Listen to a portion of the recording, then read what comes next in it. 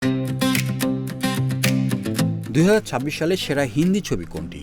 এই প্রশ্ন শুনে হয়তো মাথা চুলকাবেন। কিন্তু এবছরের সবচেয়ে বড় বলিউড বিতর্ক কোনটি জিজ্ঞেস করলেই এক নিঃশ্বাসেই হয়তো বলে দিবেন ডজন খানেক ঘটনা। রূপালী পর্দার রোমান্সের চেয়েও পর্দার পেছনে গল্পেই এখন বেশি মজেছে নেট দুনিয়া। বিয়ে, বিতরণের হুমকি, 45 কোটি রুপির ক্ষতি, রহস্যজনকভাবে সিনেমা গায়েব হয়ে যাওয়া, কি নেই এই তালিকায়? চলুন দেখি এই মুহূর্তে বলিউড কাঁপানো সেই বিতর্কগুলো একে একে। জুলাইয়ের শুরুতে তৃতীয় বিয়ে সারলেন আমির খান। ঘরণী করলেন গৌরী স্প্র্যাটকে। বিয়ের কদিন পরেই মধুচন্দ্রিমায় অস্ট্রেলিয়ায় পাড়ি। সঙ্গে নতুন ছবি সিল্ক ইয়ারা 41-এর ঘোষণা। ভক্তদের ভাষ্য, বিয়ের সঙ্গে সঙ্গে খুলেছে আমিরের সৌভাগ্যের দুয়ারও। রেইনবো অ্যাক্রোপ্লাস্টে অ্যাক্রিলিক এমালশন থাকায় মুছে ফেলা যায় যে কোনো দাগ সহজেই। Rainbow Paints. কিন্তু খুশির মধ্যেই বাদল বিপত্তি। একটি হিন্দুত্ববাদী সংগঠন রাস্তায় নেমে অভিযোগ করল, মুসলিম হয়েও বারবার হিন্দু নারীকেই কেন বিয়ে করছেন আমির? তাদের ভাষায় এটি একটা লাভ জিহাদ।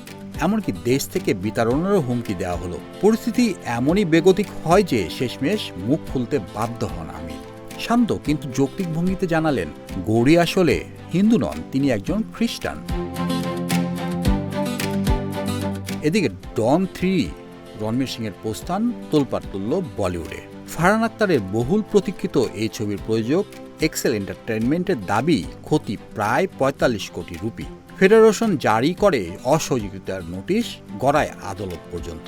শেষে নিষেধাজ্ঞা প্রত্যাহার হলেও কঠিন সময়ে রণবীরের পাশে দাঁড়ান অভিনেত্রী পুনম ঢিলো।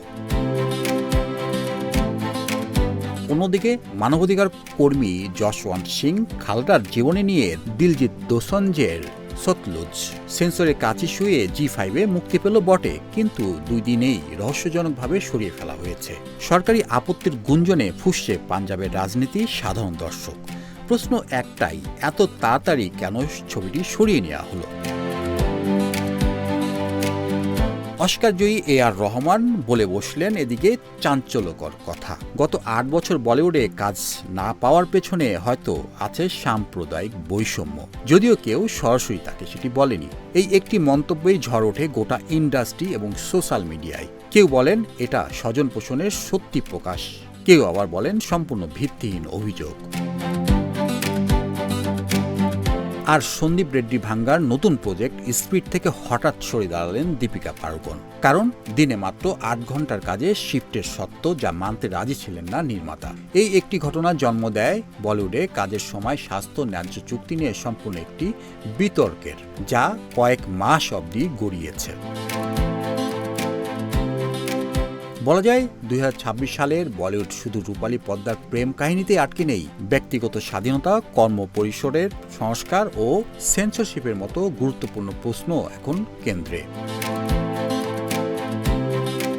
এত ঘটনার মধ্যে আপনার কাছে কোনটি চমকপ্রদ মনে হলো জানাবেন নিশ্চয়ই।